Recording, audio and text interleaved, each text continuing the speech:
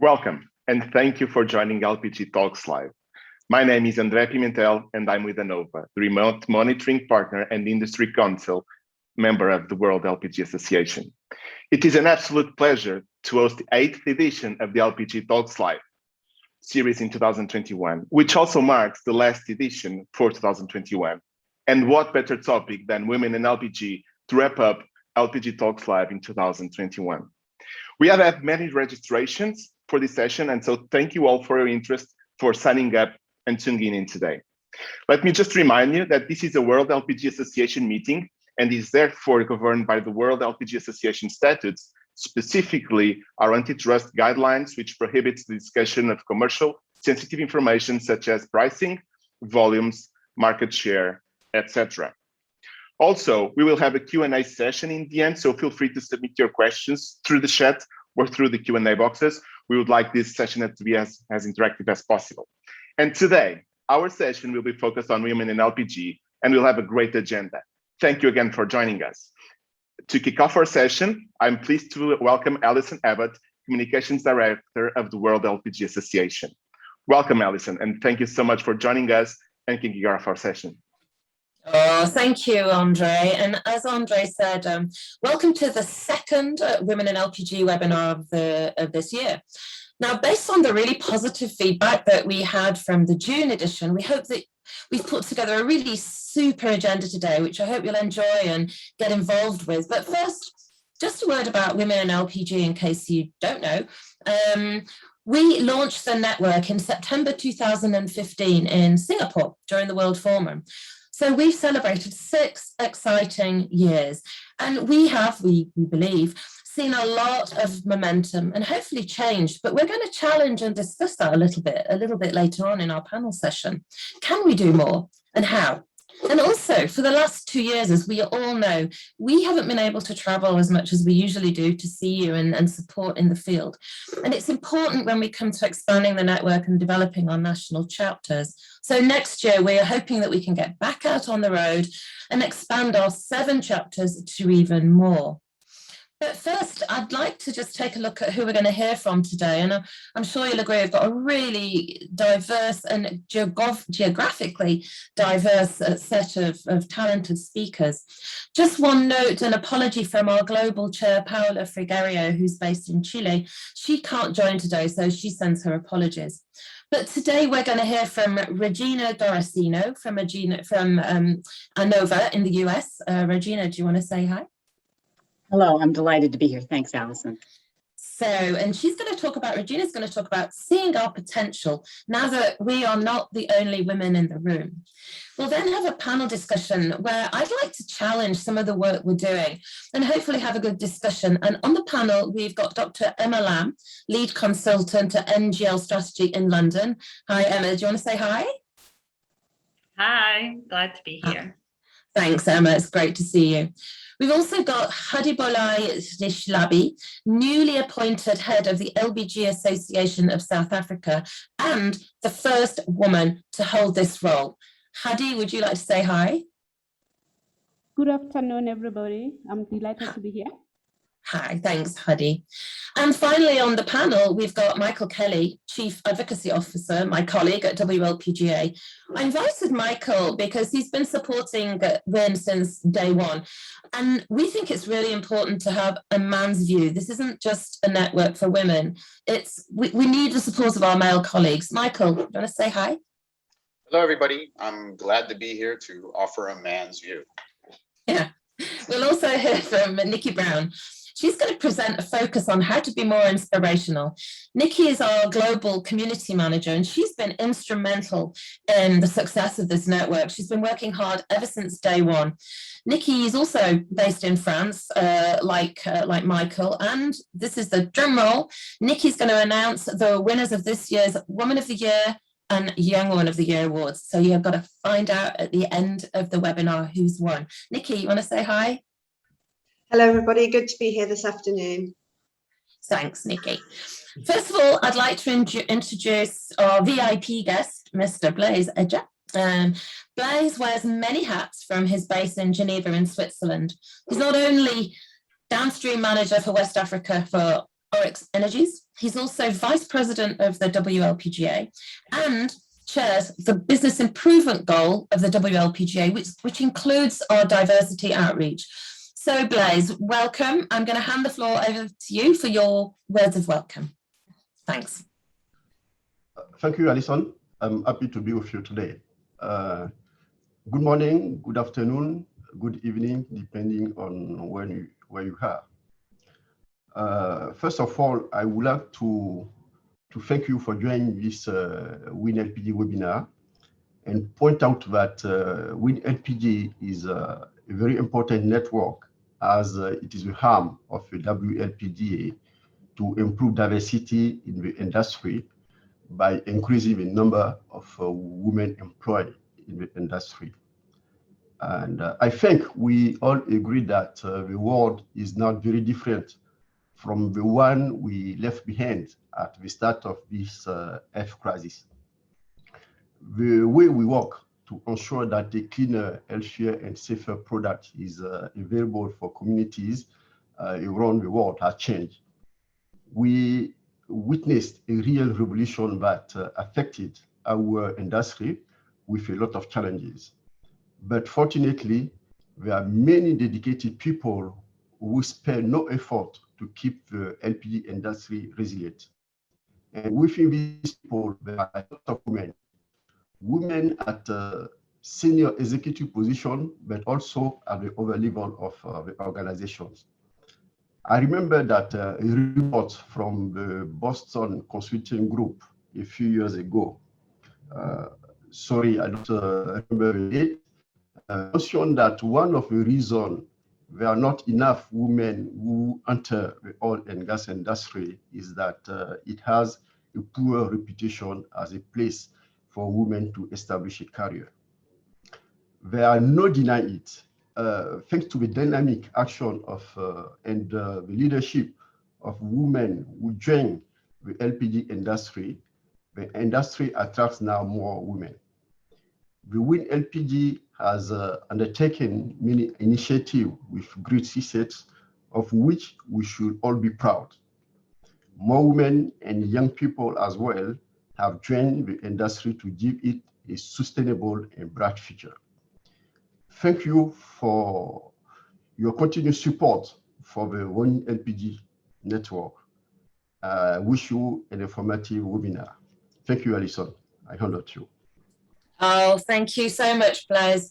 I think real words of wisdom there, and I was making some notes, and I think you're absolutely right. Coming out of the situation we've all been in, we have seen changes, and I think that women are actually not so scared of stepping up to the mark. We're trying to encourage women, and as Nikki knows all too well, and we remember that report, you know, women aren't so sort of strong to say, yeah, I'm good at this and I'm good at this, and we're trying to sort of change that curve, and leadership amongst our women is critical.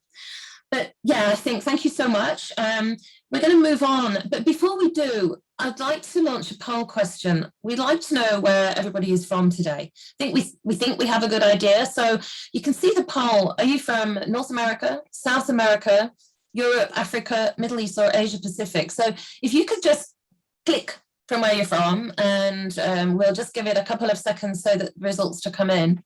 I just think for us, it's interesting to understand where, you know, what's interesting. For example, we don't have a national chapter in Europe. Is Europe somewhere that we need to actually put a little bit more focus? We have a lot of success in Africa. We have a lot of success in South America, as you'll see later. So I think it's such an interesting topic to look where you need our support. That's the other issue. So I think that everyone's probably had long enough to submit their votes. So could we see the results?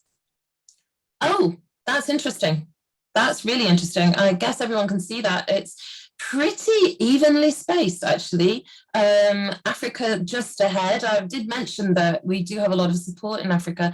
Nobody from the Middle East. That's interesting, given that our World Forum is going to be in Dubai in a couple of weeks. So maybe this is something that we can talk about when we get to our panel. Very evenly spaced. Okay, thank you. Right, okay.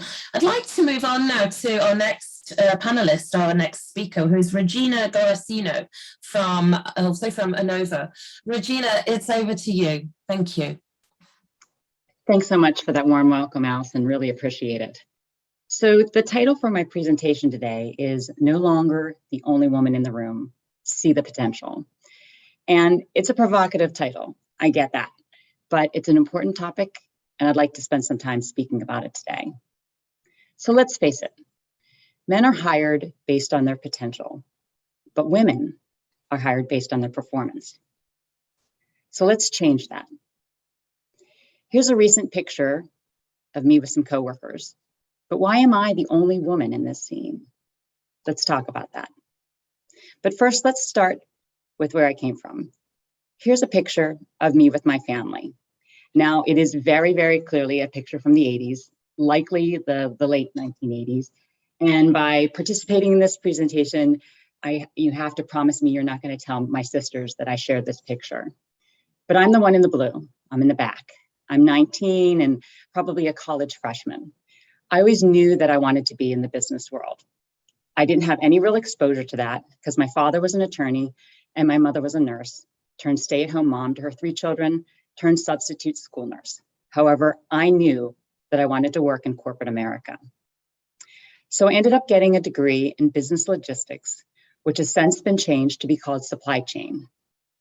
Yes, I'm a woman who has chosen a career in operations, which to this day is still a very male-dominated profession. So here I am speaking at an event in Shanghai, and we're going to come back to this event a bit later. Now, I have worn more than my fair share of hard hats, steel-toed shoes, reflective vests, and eye and ear protection. I know, it's quite the ensemble. However, I enjoy being on the manufacturing floor and engaging with all members of an operations team. While a lot has changed over my career, there's still a lot of work to be done, and I actually see it as my responsibility to continue to drive that change. Now, I've worked for 4 manufacturing companies in my career, and I've worked for dozens of managers. And when I reflect back on my career, I can easily estimate that only 10% of my managers were female. Now, it's funny what feedback stays with you and ultimately helps you be a better leader. And I'm going to share 3 pieces of feedback that I've received, and now not only how they have shaped my career, but also shaped how I lead. Now, the first piece of feedback was actually from a female manager. Now, this was about 8 years into my working career, and yes, it took that long for me to work for a female manager when I was having my annual review. Now, towards the end of that review, this very direct leader, about twice my age, said, and I quote, "You'd be very intimidating if you did not have such a self-deprecating communication style." Now, at the time, I had absolutely no idea what to make of that comment. Was I too vocal? Like, did I make people uncomfortable, or was I too sarcastic? I had so many thoughts. Looking back, I honestly don't know what she meant by that comment, but I've since interpreted it to mean that regardless, I needed to be myself. Yes, I have very high expectations, not only of myself, but for those around me. I also enjoy making fun of myself. An example, just last week, a coworker asked me how I'm staying organized with all of the chaos that is going on with the supply chain. My response, just don't look at the disorderly contents of my purse. I mean, like, seriously, like, please do not look at my purse. I'm very self-aware and I'm comfortable to share my thoughts and as well as my shortcomings. That is who I am inside as well as outside of the office. So I would encourage you to not try to be someone that you're not. The second piece of feedback I received was not from a manager at all. It was from a life coach. And that life coach was hired by my manager to spend time with each of his direct reports. So if you're not familiar with a life coach, there's someone who usually helps you clarify your goals, identify obstacles holding you back, and then help you come up with strategies for overcoming those obstacles. Now, his feedback to me was that I was in the wrong field and that I, quote, cared too much to be in operations. He went on to say that I was likely to be more successful in a not-for-profit environment. Now, what he didn't know is that I have spent a lot of my time giving back and working with charitable organizations that really, truly mean something to me.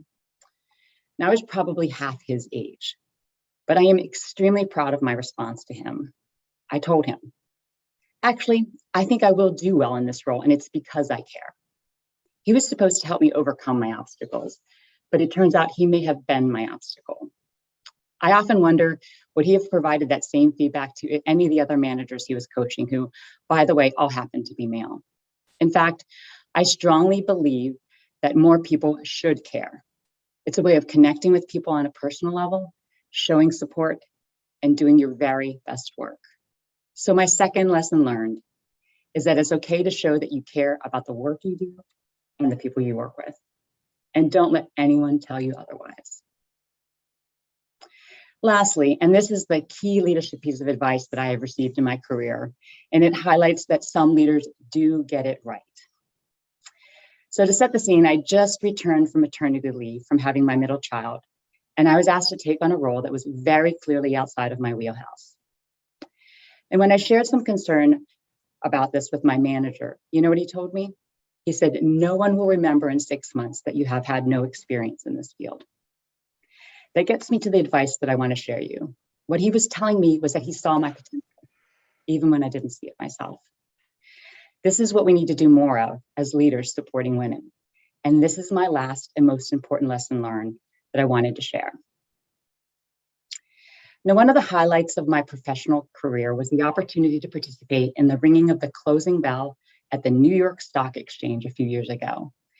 At the time, I worked for Knoll, which is a high-end manufacturer of retail and office furniture, who at the time was an over $1 billion global company.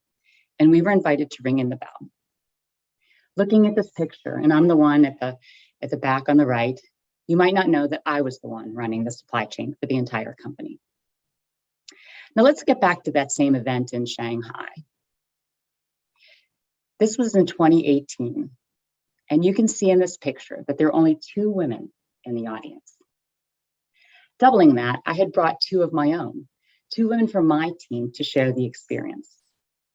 And the woman on the right is someone who I'd like to tell you about next. Now, I've had the opportunity to pay forward this seeing the potential lesson in my career many times since. And it started in 2012. This same woman was capable, dependable, strategic, and hardworking. What she wasn't was confident.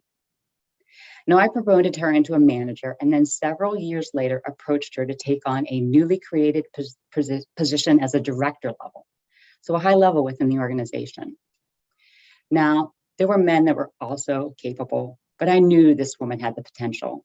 She just needed someone to provide her the opportunity, give her the encouragement, and then, quite frankly, just stay out of her way. I was right.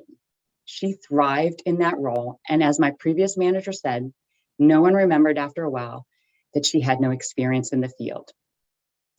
Now, I did leave that company a few years ago, but that same woman called me recently for career advice. Once again, I encouraged her to lean in towards what was possible, not something similar to what she had already accomplished. Now, in my current role as the Chief Operating Officer at Innova, I push back when someone says that they're not ready or not qualified for a stretch assignment or even for a promotion. And let me tell you, it's never a man. I'm proud of the culture we've created at Innova, both on the leadership team as well as in my organization. And I believe it's important to mentor and sponsor women, even in an informal way, to create personal connections and help others in their career. And organizations like When LPG help us remember that a woman's success is not about working hard, getting lucky, or getting help from others. It's about our abilities. I firmly believe that men tend to be promoted based on potential compared to women who are promoted if they have performed. Please know I'm not saying this is always the case. I'd like us all to think about that and encourage both men and women leaders to help change that. Now, I recently read an article by McKinsey & Company, and it was titled Women in the Workplace 2021.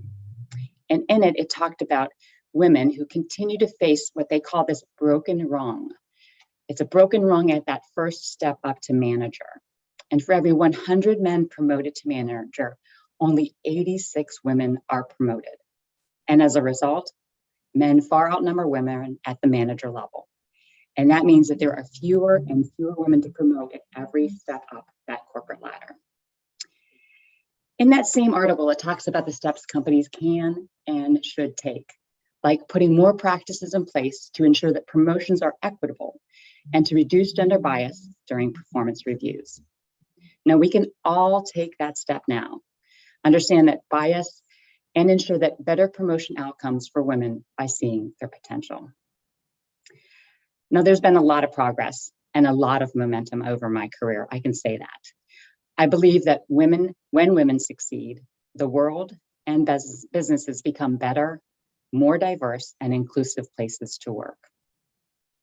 So what is success? Success is deeply subjective, and we all have our own journey to be on to define that for ourselves. Now, my definition of success is not just the professional success that I've had in my career, but the success I have helped others to achieve. So my advice, it's very simple. Be yourself, care deeply about the work you do and those that you work with, and see the potential of the women in LPG. Thank you so much. Well, I think we can end it there, actually, because I think you said everything. I thought that was, I bring bravo, really. There are lots of comments coming on. I think that really was a super piece. I was making notes, and I think you hit the nail on so many heads. It's like, how do we handle potential, what we perceive as criticism? Having high expectations is good. And I think I'd mentioned it before, is like sometimes we're a bit sort of wary of saying, yes, I'm good at this, and we shouldn't be. And caring, is that what makes us women? And is that why in caring is good? But I've been in very similar situations, and I know we're going to touch on this in the panel that's coming up now, about being the only woman speaker. It's getting that fine line between getting the right woman, but giving somebody the opportunity. So that's difficult, and that's when we've got to sort of push. So before we go into the panel, which will touch on these kind of issues, I've got another poll question, because this immediately kind of impacts the panel coming up. Are we making a difference? Is women in LPG making a difference from what you may have seen? Yes? No? We're getting there?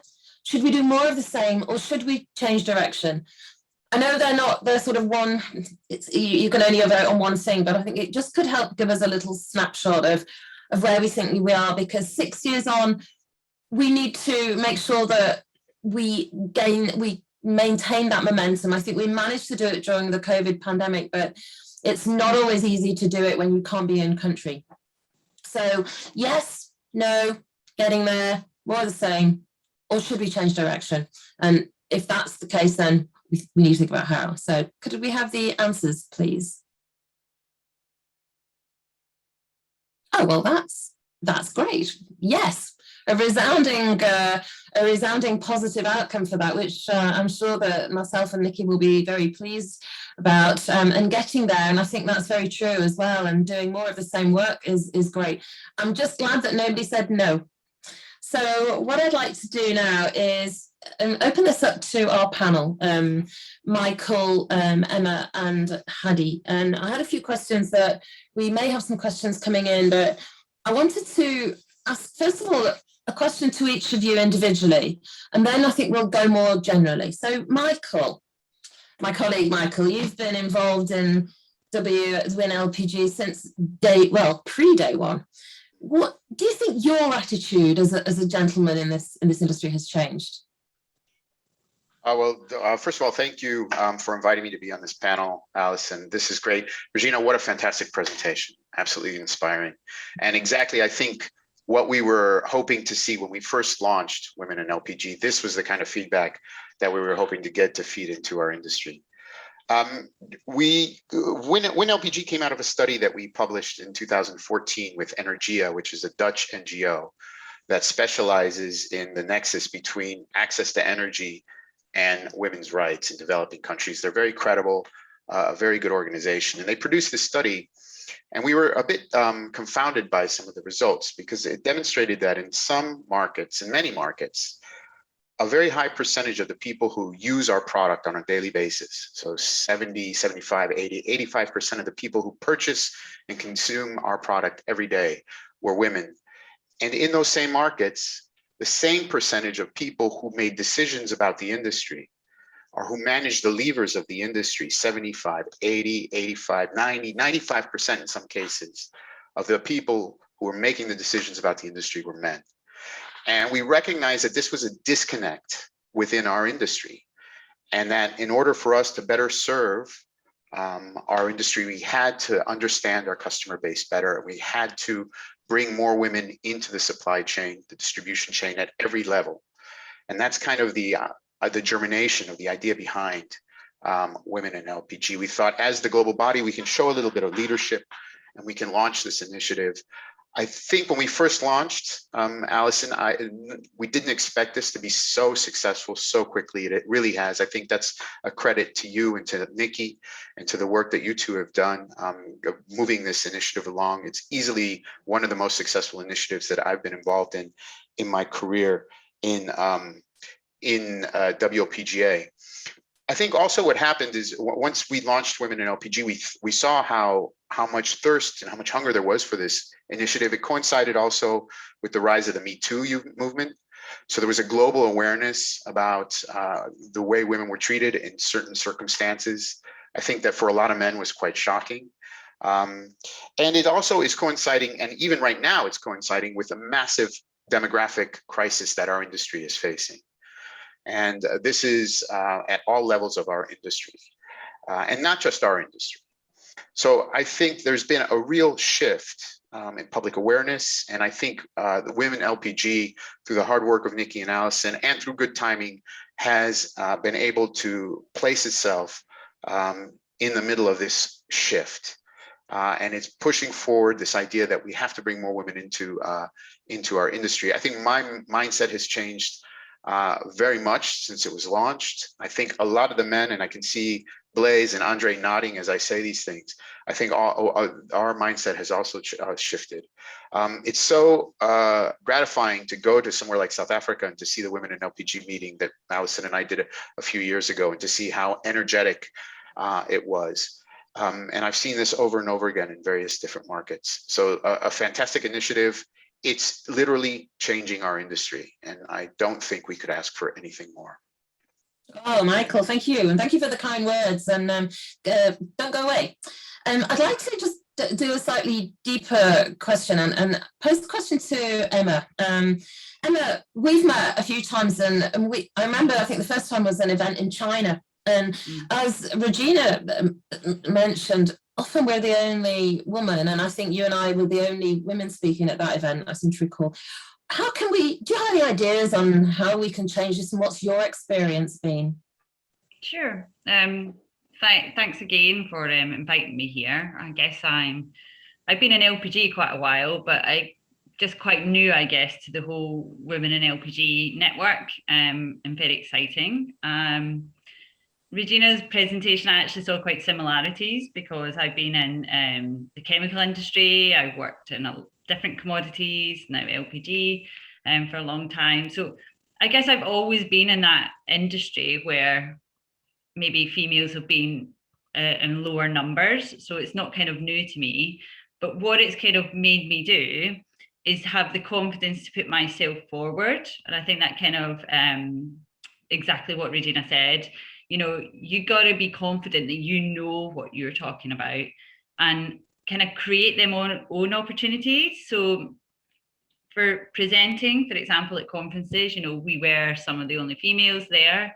But I think we can change that in terms of putting ourselves forward for that. When we see we have the best qualifications or the best experience to do that job, put yourself out there.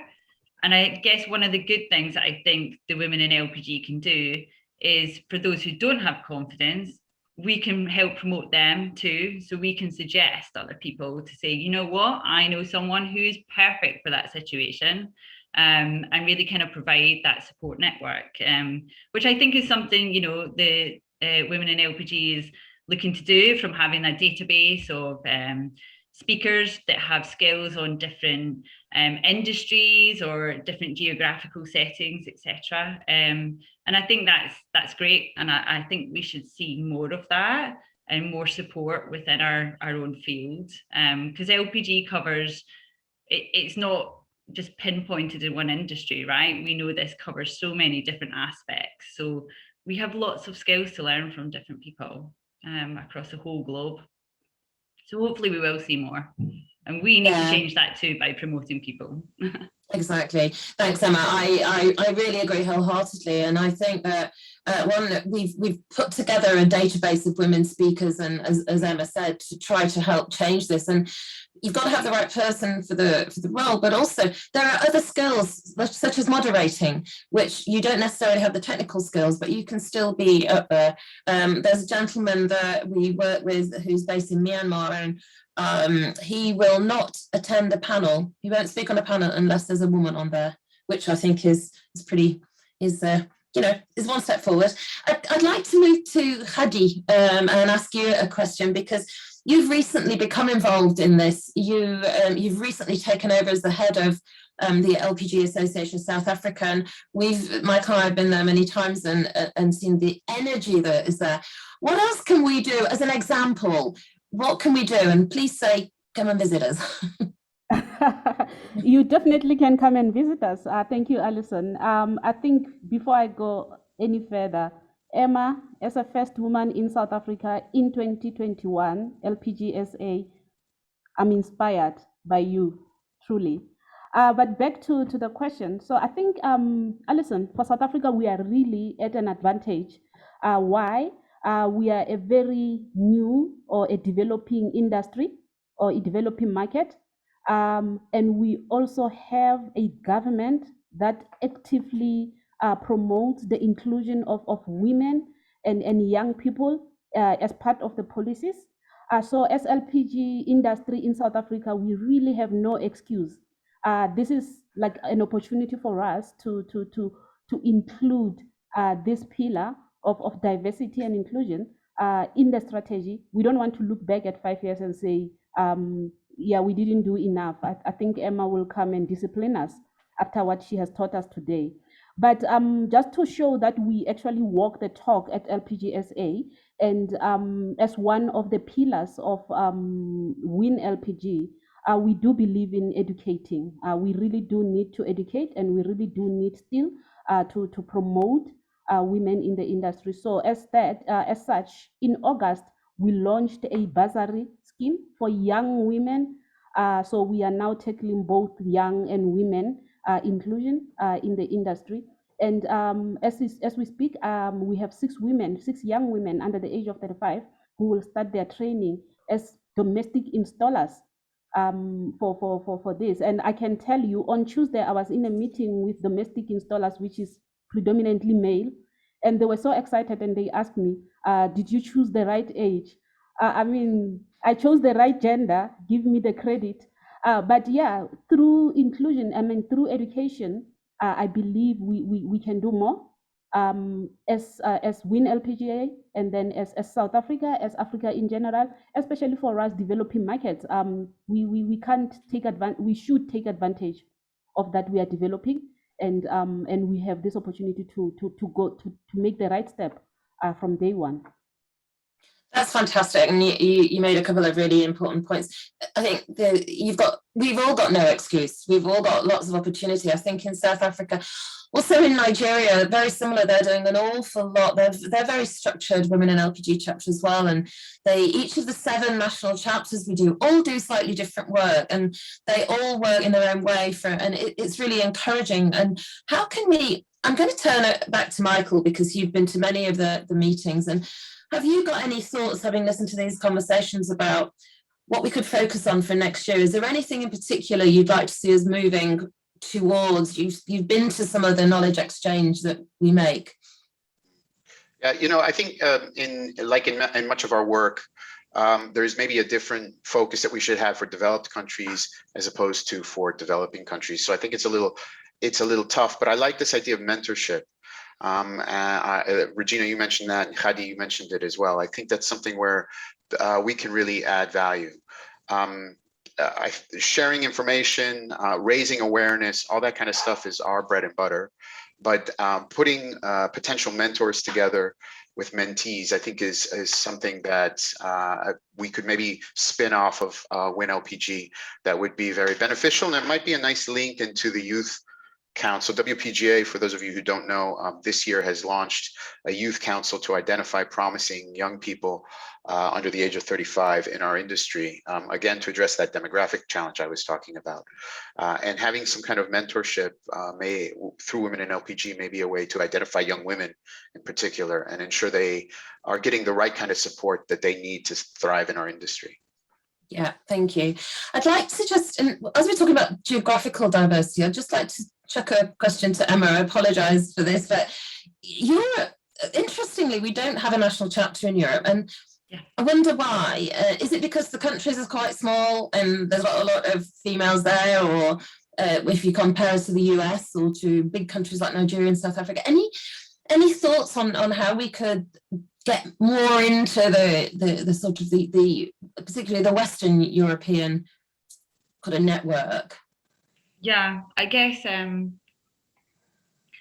it's not one country, right? So I know it's smaller than the US, for example, but it is more dissected, I suppose, and dissected in terms of different countries, but also industry, I would say as well, you know, and a lot of other countries, LPG is very much seen within the retail space. So you can sort of develop along the same sort of skills and the same companies, same people getting involved. Whereas within Europe, it kind of covers lots of different aspects. You know, you have not just the retail side of things, we've got auto gas, we've got power, we've also got the petrochemical side as well. And it's probably the disconnect between the two different the different industries of where that's seen. So yeah, I think there's definitely more we need to do. And I think it will be about bringing that together for the collective goal of success, particularly for women in LPG. It shouldn't really matter what industry within LPG you are. Like, you know, like Regina said, past colleagues are still asking for support. So, you know, even though you change role, doesn't mean that you don't have that support network there, so that you can be in different industries and still come together. So I think we need to kind of reach out to lots of different sides of the LPG and kind of say, you know, the support network is there, and we need to learn from the different ones to come together. Yeah, I think you're right. The diversity in Europe, also in terms of language as well, I think can be a little bit, you know, a little bit of a challenge, and a sort of a question for all three of the panelists, and please just jump in and interrupt each other, and don't be afraid to shout, as we've learned today.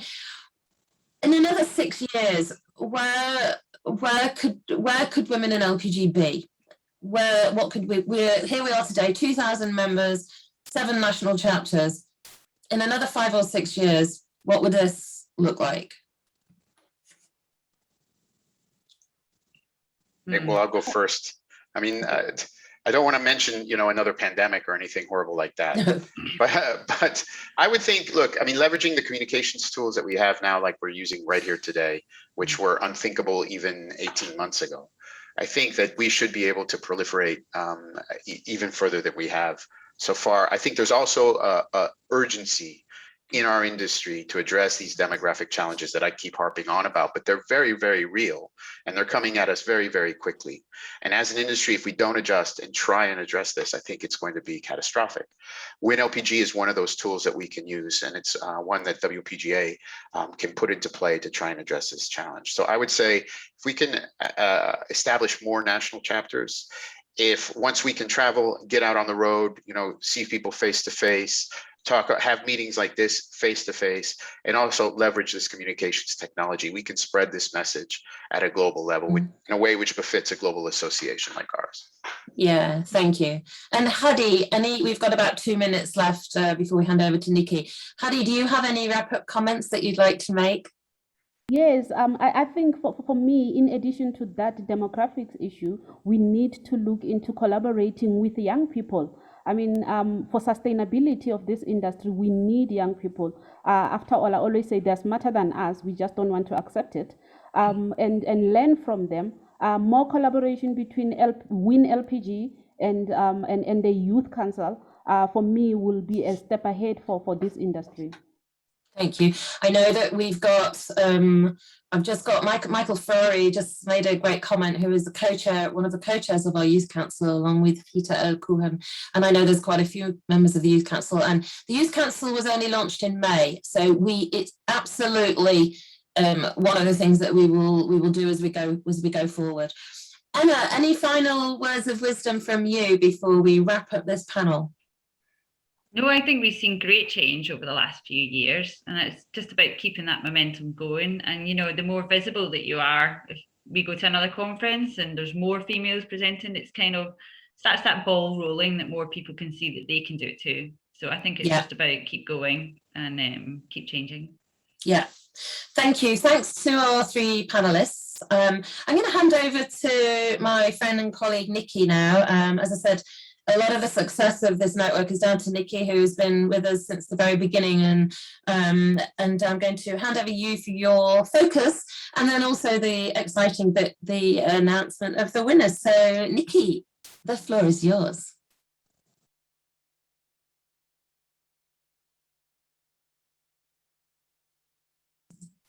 Nikki's on mute.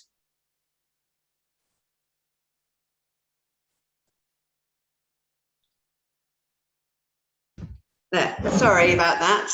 There we go.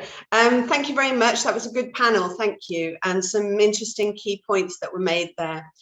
During my last focus in June webinar, I spoke of the main differences between being a leader and being a manager. And being inspirational, which goes back to Regina's presentation, is one of the key attributes of being a good leader. If anyone has ever inspired you to change your life in a significant way, you understand the difference that positive information can make in a person's life. Inspiration is powerful. Think about who and what has inspired you at the various stages in your life, at home, at school, through university and training, and now on your chosen career path. Leaders today, more than ever before, have to win people's cooperation. And there are two main ways of doing so: motivation and inspiration.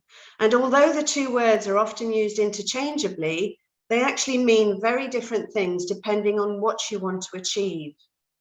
Motivation is about getting people to act in a way that achieves a specific and immediate goal. When you are motivating people to do something they may not necessarily want to do, you have to offer them something in return.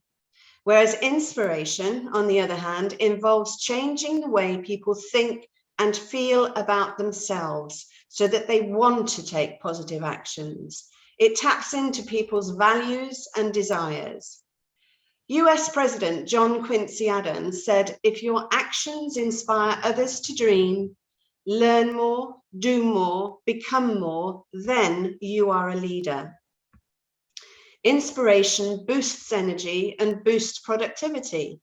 Being inspirational as a business leader is a must-have, and the ability to lead, communicate, and influence comes first from our ability to inspire ourselves and then others to achieve more in work, in life, and in the world at large.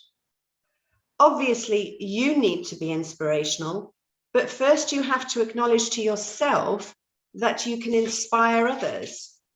Next slide, please. Why?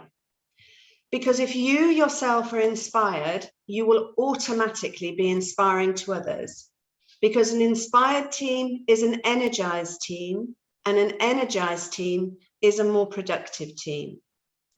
There are some simple steps to follow. Number one, be the change you want to inspire. Your reputation, your character, your behavior will inspire people more than anything else. The only way to call the best out of others is to expect the best from yourself. Number two, tell a story. Stories don't tell people what to do. They engage people's imaginations and emotions. They show people what they're capable of doing or becoming. Number three, appeal to their value system. If you ask them to act in a way that is consistent with the values they adhere to and profess, people will always be successful. Trust people. When you're inspiring people, you're not telling them what to do. You're not giving them precise instructions. You're empowering them to be their best, trusting that they will then do the right thing. And the right thing may not be what you expect, but you have to show trust in them and their decisions. Challenge them. People aren't just inspired by doing the mundane or the ordinary, or just by meeting expectations. They're inspired by the exertion of pushing their boundaries, being creative, and the sacrifice needed to exceed what they themselves thought possible. But, and I can hear it coming down the waves, why should anyone be inspired by you? A lot of us have a variety of selves that come out depending on the social situation, whether it be at home, at the school gate, at gatherings with friends, but all require sort of different personal song and dance. But by putting on a different show for every group of business people you encounter, one is super exhausting, probably unsustainable, and not a good way to inspire the people around you. Would you place your confidence in a person who is so uncomfortable in their own personality that they feel the need to pander to change their character for whatever crowd that they're with? Always, always have the courage and determination to embrace your true self without apology. The saying that enthusiasm is contagious is common enough to be a cliche, but it's a cliche because it works and it's true. Reflect enthusiasm every day to the people you are in contact with. Next slide, please. Another simple takeaway is a 3-step process entitled Yes. Yes to inspiring others. Y is for you. In order to inspire, you have to be inspired. It's contagious. If you don't feel inspired, no one else will. Your focus needs to be on being inspiring rather than doing inspiring. And to channel this, expose yourself to positive energy. Listen to motivational speakers, TED Talks, follow business leaders on LinkedIn, read books and articles, attend a workshop, join a network like Win LPG. Whatever it takes and what naturally invigorates your energy, expose yourself to it. Think about where it is you want to see change, where you will have to take a risk. E is for easy. Simple, powerful messages inspire. Complex corporate gobbledygook does not. People will always be inspired by easy, real messages. In order to inspire, you have to keep things simple. 26% of executives use phrases they don't actually understand in meetings, and they're called unhearable words. Think about what unhearable words can you delete from your conversations. I do think being inspirational is a little bit like seeing yourself as an orchestra conductor. You must inspire everyone that their role is essential, and in all honesty, everyone has an essential role to play. It doesn't matter if you're the receptionist, the marketing manager, or the chief engineer. If they are inspired to perform when it all comes together, everyone will know their part to play and will deliver fantastic, harmonious results. S is for sustained. Despite me saying, see yourself as an orchestra conductor, inspiration in business cannot be a one-off podium performance. Yes, you need to give presentations and be inspiring. This is hugely important. But a truly inspiring leader keeps the inspiration sustained. They continuously walk the walk and talk the talk. They will selectively show their vulnerable human side. They know that being an inspiring role model builds up over time through all the little consistent actions, comments, and gestures. It's all about delivering a consistent message confidently and calmly. Sustained inspiration delivers results. And if you take away and use these steps, I hope it will become a lot clearer to you why anyone should and is inspired by you. In conclusion, don't give people step-by-step advice. Give them the freedom to figure it out for themselves. No one likes a micromanager. If you're asked for help, deliver a rough guideline to the person, get them moving in the right direction, but intentionally leave something to the imagination so that they will have the freedom to fill in the gaps. When a person discovers what they're capable of, they will discover they are more powerful than they ever thought possible. Finally, a quote which I feel really sums up the message of being an inspirational leader, and it was by Sheryl Sandberg, who was the COO of Facebook. She said, "Leadership is about making others better as a result of your presence, but also making sure that impact lasts in your absence." Thank you for joining in and listening today. And now I'm going to get to what I think is the most inspirational part of our webinar today, which is the announcement of our annual awards. Showcasing inspirational individuals and role models is one of the focuses of the Win LPG network, and our Woman and Young Woman of the Year awards continue to go from strength to strength by spotlighting some of the incredible talent working within our global industry today. 2021 has been absolutely no exception, and as always, it was an extremely difficult selection process with tiny margins separating the top contenders in both categories. We will celebrate all the applicants on our Class of 2021 wall on the Win LPG page on the WLPGA website. But right now, I'm absolutely delighted to announce the winners and runners-up in both categories. Drum roll, please. Firstly, the 2021 Young Woman of the Year Award runner-up is Ana Eliza Varro from Ultragas, Brazil. Congratulations, Ana. The winner of the 2021 Young Woman of the Year Award is Daria Nerta-Zayeva from Flowgas, Britain. Many congratulations, Daria. The 2021 Woman of the Year Award, Woman of the Year runner-up is Karen Navas from Consigas, Brazil. Congratulations, Karen. And last, but by absolutely no means least, the winner of the 2021 Woman of the Year Award is Tamira Zatush from Ferrellgas in the United States. Many congratulations, Tamira. Congratulations to all the 2021 award winners and the exceptional applicants who so impressed the selection panel with their stories. And don't forget, the 2022 awards will open in May, so spread the word amongst your colleagues and friends, and we look forward to hearing from you. Thank you very much for taking the time to listen, and I'd like to hand over to Andre to close.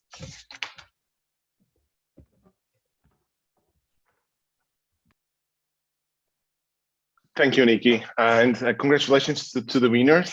That's amazing. We are now opening for questions. A lot of people are congratulations. All the winners and runners-up, so that's really impressive. There was a topic about mentoring. Richard Akim, I believe, brought it up, and how a good initiative it would be. Maybe we can address this for the panel. How do you see mentorship shaping women in LPG, and some potential initiatives that we could have to support women in LPG? I'm happy just to comment on this because it's something that Nikki and I have thought about. And first of all, I would like to congratulate the winners and runners-up. I think it's been fantastic. We'll be in touch with you. And yes, it's something that we're looking at, and I think we're looking at how we can do that with our national chapters. That's something that the national chapters would help us with, and we're looking at different ways of organising mentoring, because we know that in the US, Women in Propane does this very, very well. So I think we'll connect with Jennifer Jackson in the US to see how we could embark on that. Nikki, did you want to add anything further? I would just really to say totally agree with what you said, Alison. And mentoring is one of the reasons why with the national chapters, it gives us the ability to reach into the local geographical areas. So the more national chapters that we have, the wider reach we have, and the easier it will become to support any mentor opportunities within WIN-LPG.